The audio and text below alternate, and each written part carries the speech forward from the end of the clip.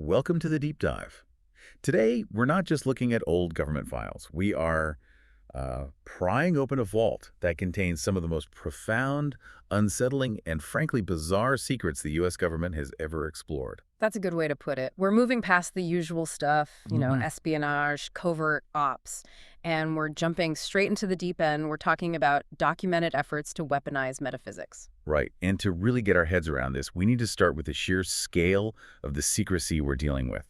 The source for a lot of this is an online archive called the Black Vault. It's a massive, privately run repository. It was started back in 1996 by John Greenwald Jr. And for decades, I mean more than 2 decades, he has just been hammering the U.S. government with Freedom of Information Act requests, FOIA requests. Relentlessly. And it wasn't just a hobby. This was a full-on investigative mission driven by this intense curiosity about what's being kept from the public. So what's the result of all that effort? What does this vault actually contain? The numbers are just staggering. The Black Vault holds over 3.8 million pages of declassified government documents. 3.8 million. Let that sink in. Millions of pages that at one point or another the government decided you were not supposed to see. Exactly. It's the largest archive of its kind in the world, and it gives you this really stark, unfiltered look at what the government has historically considered a secret, and sometimes what it's tried to deny ever existed at all. And when you start digging into how those files are organized, the categories themselves tell a pretty wild story. They really do. You have the sections you'd expect, right? Yeah. Things like biological and chemical weapons, nuclear programs, psychological operations, psyops. The standard, heavy-hitting tools of geopolitics. Sure. But then you get to the other categories, and these are the ones that really set the tone for what we're about to explore. This is where it gets weird. This is where it gets very weird. We're talking about entire sections labeled mind control, parapsychology, remote viewing, and of course UFO phenomena, even files explicitly related to the idea of a new world order. And these aren't just like a few stray documents. These are entire programs. Government branches were dedicated to studying concepts that mainstream science, even today, mostly just dismisses. The archive proves without a doubt they were taking it very, very seriously. What's really unnerving to me is that this isn't just Cold War history. I mean, this stuff isn't gathering dust. The Black Vault is constantly being updated with new controversies, things that show this secrecy is an ongoing battle. Oh, far from it. Just look at some of the recent headlines that have come out of the archive, especially around the UFO topic, or UAPs as they call them now. Right. We saw the Pentagon recently have to reopen a search for this supposedly very important document, the Yankee Blue Memo, after they'd initially denied it even existed. How does that even happen? You deny something exists, and then you have to say, oh, actually, maybe we should look again. It points to one of two things, right? Either a level of institutional incompetence that is deeply concerning, or a very sophisticated system of compartmentalization designed to lose things on purpose. And it's not an isolated incident. The archives shows a pattern of this. A clear pattern. There's confirmation of high-level meetings about ATIP, the Pentagon's UFO program. The meetings are on the calendar, but all the minutes, all the supporting records, they're just gone. Missing. And then there's the whole David Grush whistleblower situation. Exactly. The DoD is redacting almost everything related to his testimony about UAP crash retrieval programs. They're denying records exist even after confirming that, aerospace companies went on the record about UAPs. So the takeaway is that the wall of secrecy is still very much standing today. And the fight to get information is just as intense as it was in the 90s. But for this deep dive, we're going to take a bit of a shortcut. We're going to bypass the sheer volume of secrets and focus on one. Yeah. Very specific, very technical document.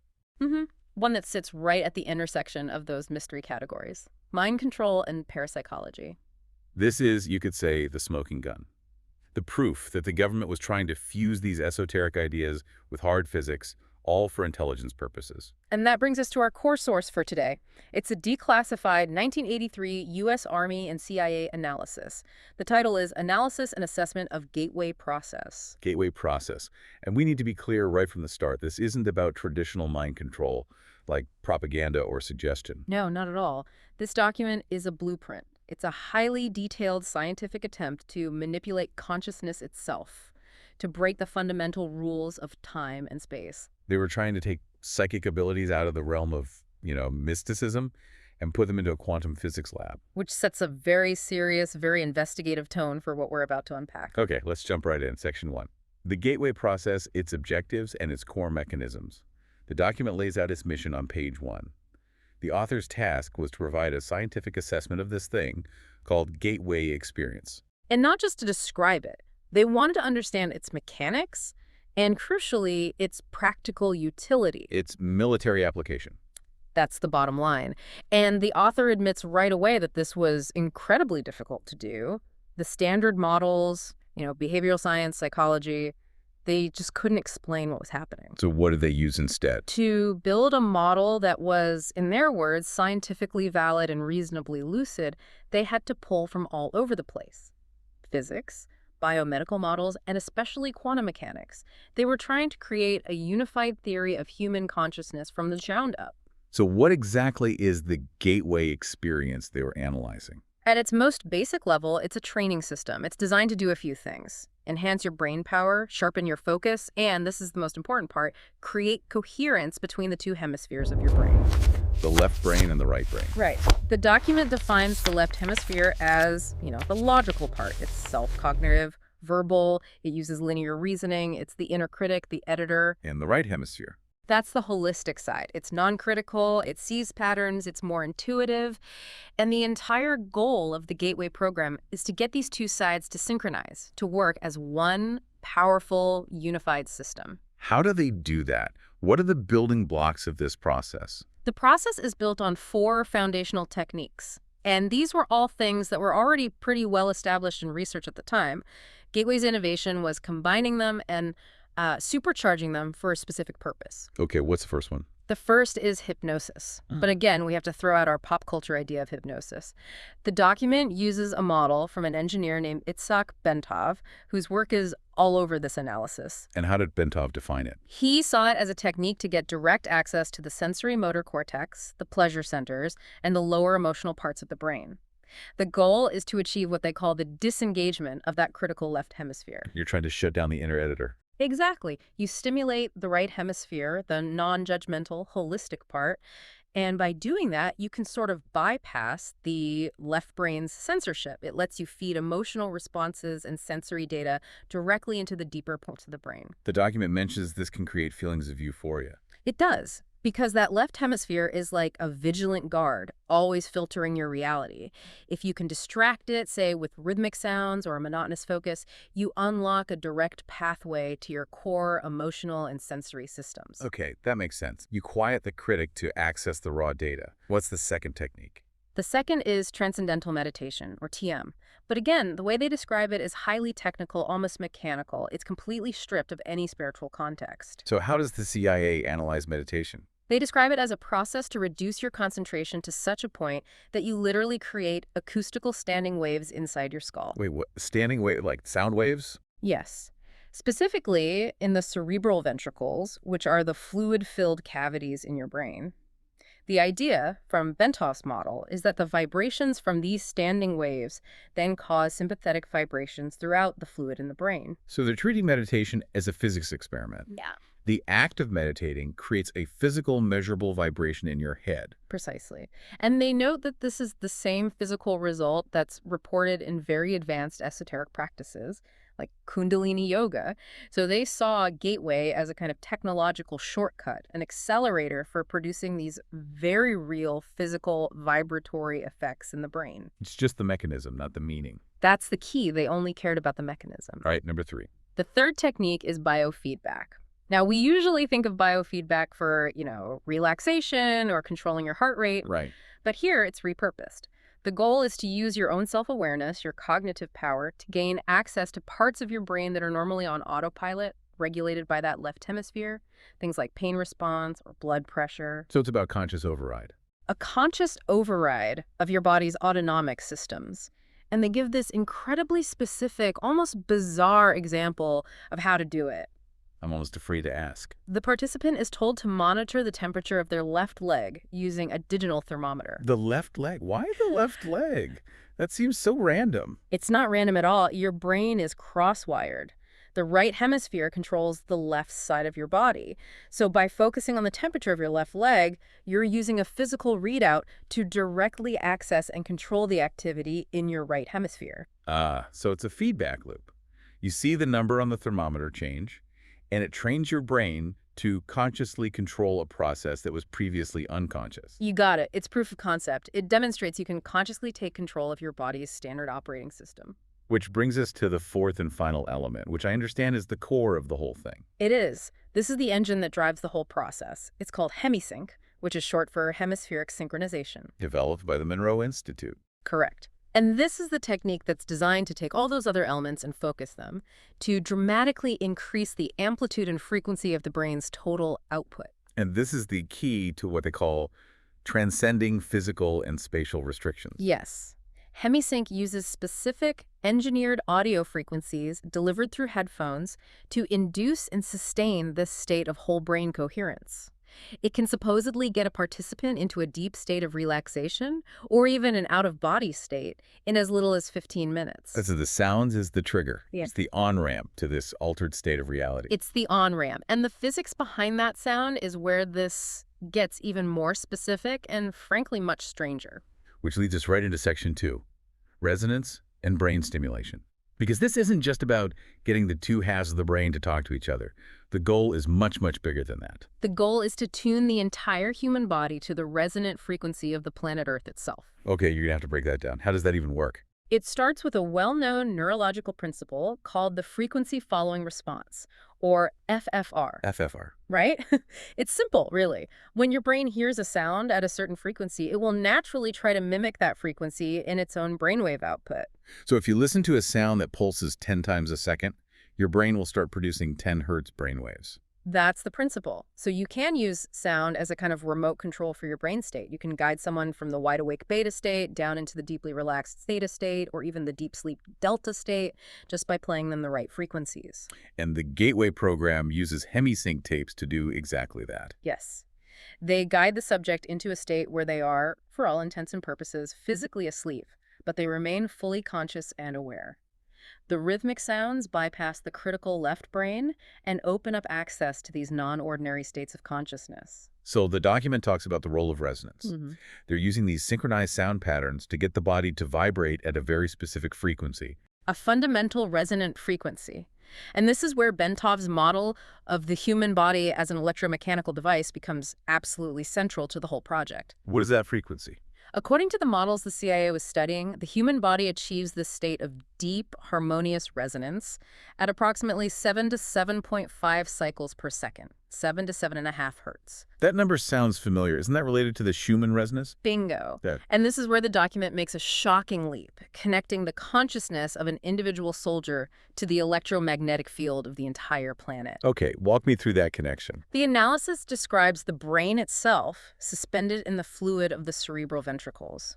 The pulse of blood into the brain creates a steady rhythmic vibration in that fluid, a constant hum. And that hum is in the 7 to 7.5 hertz range. Under conditions of deep relaxation, yes. And the document explicitly states that this frequency range resonates in perfect harmony with the Earth's ionospheric cavity. The Schumann resonance, the planet's own electrostatic field. So the conclusion they draw is that the gateway technique, by using audio to induce this specific brainwave frequency, causes the entire human body to vibrate in sync with the Earth. They're arguing that this is the physical mechanism behind the feeling of oneness with the universe that meditators have reported for thousands of years. They're saying they found the physics behind a mystical experience. It's not a metaphor, it's a resonant frequency. That's an absolutely massive claim. Did the document show any skepticism about this? I mean, Bentov's model seems to take some liberties with conventional science.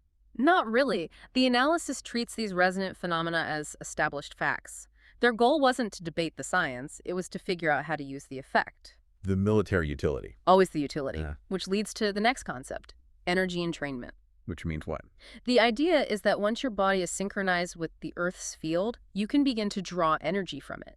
You're no longer limited to your body's own biological energy source. You can tap into the vast energy field of the planet. And this is what allows consciousness to expand to higher levels. It's the first step. It's the mechanism for becoming what the document chillingly refers to as a self-conscious energy entity. You stop being just a biological machine, and you become a coherent energy field tuned to the world around you. And once you've made that transition, you're ready for the next phase. That sets the stage perfectly. We've established this incredible premise. The military was trying to use sound waves to tune a person's consciousness to the Earth's frequency. Now we move into Section 3, the holographic paradigm and time-space transcendence. This is where they lay out the theoretical physics that's supposed to make the impossible possible. Things like out-of-body travel and looking through time. And it all rests on the holographic model of reality. Heavily. They cite the work of neuroscientist Karl Pribram and the physicist David Bohm. And the document starts with a very simple, powerful definition. Consciousness is energy. It's not a product of the brain. It is energy. A highly complex, multidimensional system of oscillating energy grids. They talk about atoms vibrating at 10 to the 22nd hertz. A single human cell at 10 to the 3rd hertz. The universe is just this dynamic interplay between matter, which is finite motion, and energy, which is infinite and static. So how does the hologram idea fit in? The theory from Pribram and Bohm is that the physical universe isn't made of separate things. It's actually a single, vast, interacting energy field. A giant hologram. And our brains are just reading that hologram. Our consciousness is the medium that reads it, yes. The brain itself isn't operating like a digital computer processing data one bit at a time. It's more like a pattern processing device. It takes the holographic input, which is just energy wave patterns, and it converts that into the three-dimensional reality we perceive around us. So the world we see isn't really out there. It's a projection that our brain decodes from a deeper layer of reality. That's the core idea. The document even quotes a psychologist who says, it may not be the brain that produces consciousness, but rather consciousness that creates the appearance of the brain. Wow. And the CIA was using this as the literal foundation for a military training program. Which brings us to the next critical distinction they make, the difference between time-space and the absolute. Time-space is our reality, I assume. Right. It's the limited dimension where things move, change, and decay. It has boundaries. It's measurable. And the absolute. The absolute is infinite. It's eternal. And crucially, it's non-moving. The energy there is uniform and everywhere at once.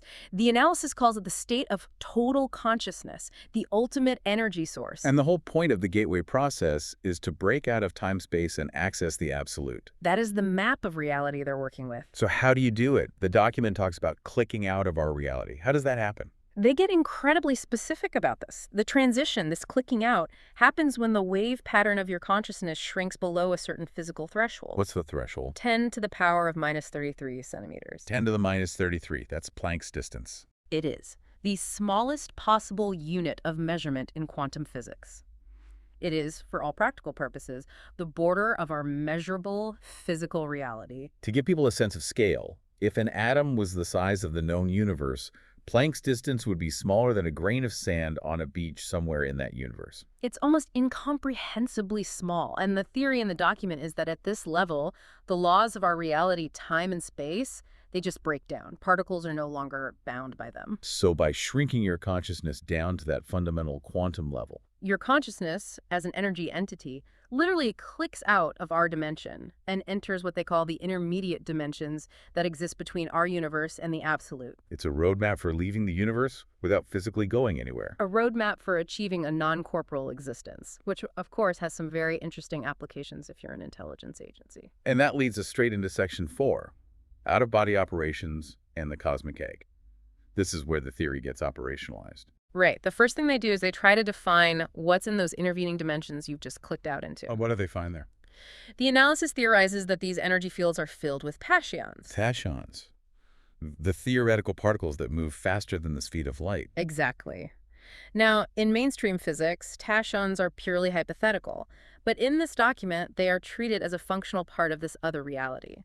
And because your out-of-body consciousness is now an energy field untethered from your physical body, it too can supposedly traverse space and dimensions instantaneously. Making it an unbelievably efficient tool for gathering information. Which is the entire point. That's the out-of-body experience, or OBE. In the gateway training, they call these the Focus 15 and Focus 21 states. The idea is you leave your physical body behind, safe and sound, while your consciousness is free to go. Anywhere. Anywhere. But to travel effectively, you need a map. So the document provides the participants with a model of the universe, a map of all of reality. This is the universal hologram of the torus you mentioned. The cosmic egg. Yes. They basically take the Big Bang Theory and apply it to this holographic model. They describe the universe, all of reality, as a single, self-contained sphere, the cosmic egg, or, in mathematical terms, a torus. Like a donut. Think of it like a donut-shaped energy field that's constantly cycling.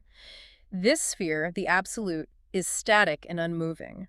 But inside it, all the motion and change we call time-space is happening. So our universe is just the stuff moving around inside the donut. Precisely. The document describes matter being ejected from a white hole at the top of this torus, traveling along the track of time-space, and then eventually falling back into a black hole at the bottom to be recycled. And the declassified version of the document actually cuts off mid-sentence when it describes that cycle. It does. It ends abruptly.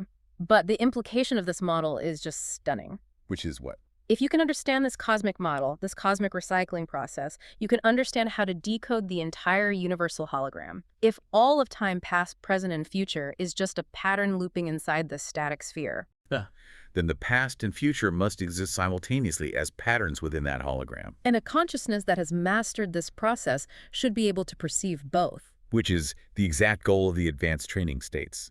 Focus 15 is traveling to the past, and Focus 21 is traveling to the future. It's the ultimate intelligence fantasy, not just gathering intelligence, but gathering it from any point in history or even from the future, just by decoding the energy patterns of reality. Which means we have to get into Section 5.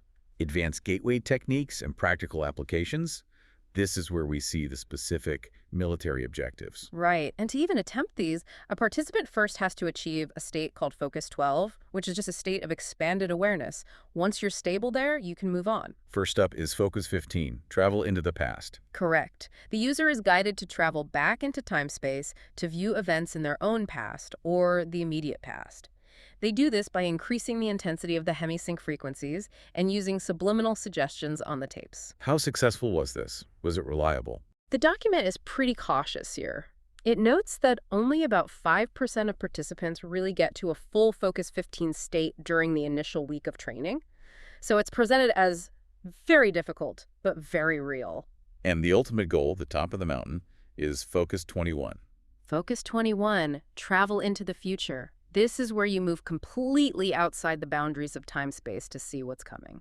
And again, I imagine that's not easy. The authors include a big disclaimer. They say achieving Focus 21 often takes years of dedicated meditation, or at least months and months of sustained use of the Hemi-Sync tapes. It's the absolute pinnacle of this weaponized consciousness. So beyond time travel, what other specific tools did the program develop? This is where it connects back to those mystery categories in the black vault, right? Directly. Remote viewing is explicitly listed as an advanced technique. How do they do it? The document describes a visualization tool they call the energy bar. The user visualizes a vibrating cylinder of pure energy, and they use this mental tool to tunnel their focus from the vast universal hologram down to a specific target, anyone in the world. So you get your mission, visualize the target, and then mentally project this energy bar to go see it.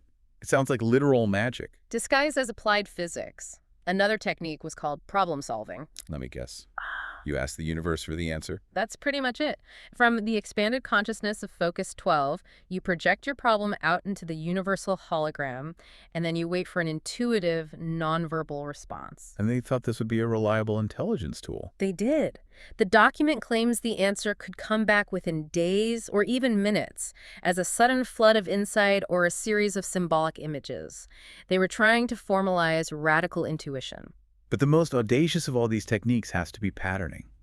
This goes beyond just seeing things or knowing things. This moves into active reality manipulation. Patterning is a technique for making a desired outcome manifest in the real world. How? It's based on that core assumption of the holographic universe. If consciousness interacts with the hologram, then if you can create a perfect, detailed, high-energy holographic pattern of what you want in your mind. Reality should shift to match that pattern. That's the theory. You could, in theory, generate a holographic pattern of a successful mission or a desired piece of intelligence appearing and influence reality to make it happen. You're shaping reality with focused, synchronized intent. The military applications of that are limitless Yeah. and terrifying. The document then offers a final piece of validation for all this. They cite experiments from the Monroe Institute where people in an OBE state successfully read a sequence of 10 random computer-generated numbers in a sealed room in a different building. So they're offering that as hard proof, that a detached consciousness can accurately perceive physical data at a distance. And the logic is, if you can read 10 numbers across a campus, what kind of classified documents could a trained agent read from across an ocean or across time? It all leads up to the final recommendations that were given to the commander of the program, and this is where it gets really dark. It does. First, they recommend that all participants work on achieving full self-knowledge to eliminate what they call energy blockages, personal fears, traumas, things that would get in the way. That makes sense from a psychological standpoint. But what's the next instruction? This is the one that sends a chill down your spine. Participants must be, and I'm quoting, intellectually prepared to react to possible encounters with intelligent, non-corporal energy forms when time-space boundaries are exceeded. Wait, so they weren't just expecting to find an empty energy field, they were explicitly warning the soldiers they might meet. Things, other entities. There were. That single instruction changes everything. This isn't just weird science anymore. This is applied occultism backed by a government agency. They were preparing for contact. And it gets even stranger. What was the final recommendation? The final recommendation was that the commander should arrange to have groups of people in Focus 12 state unite their altered consciousness to build holographic patterns around sensitive areas to oppulse possible unwanted out-of-body presences. Let's just pause on that for a second. We started this journey in a public records archive, and we have ended with instructions for training psychic soldiers to form psychic shields to fight off interdimensional entities. That's what the document says. They were designing energetic holographic defenses against ghosts, demons, aliens, we don't know. They just call them unwanted presences. That trajectory from FOIA requests to psychic warfare, it just tells you everything you need to know about how seriously they took this project back in 1983. It confirms that for the people running this program, the threat wasn't just coming from other countries, it was potentially coming from other dimensions. Which brings us to the end of this deep dive. We went from a 3.8 million page archive of government secrets into the granular detail of a 1983 CIA analysis on weaponizing the human soul. Using quantum physics, Hemi-Sync audio, and this incredibly complex holographic model of the universe to try and achieve time travel and out-of-body experiences. The key takeaway here, for you listening, has to be this.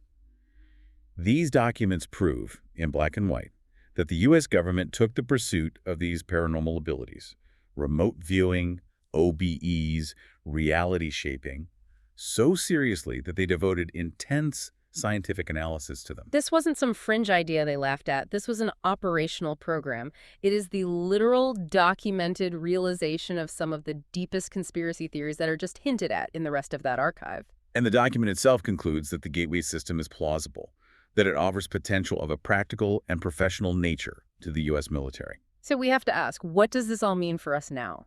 We know from that same Black Vault archive that today the Pentagon is still denying memos exist, they're withholding UAP analysis, they're redacting whistleblower testimony. The secrecy continues. So here's the final thought we want to leave you with. If the government was already this far down the rabbit hole in 1983, scientifically justifying time travel, reality manipulation, and designing psychic defenses against non-corporal entities, Ask yourself, what level of advanced techniques, far beyond what's in this document, might still be fully operational right now, hidden behind a modern classification barrier that's even harder to penetrate? The hunt for true knowledge and for the ultimate secrets of consciousness really never ends. a truly unsettling thought to wrap up on. Thank you for joining us.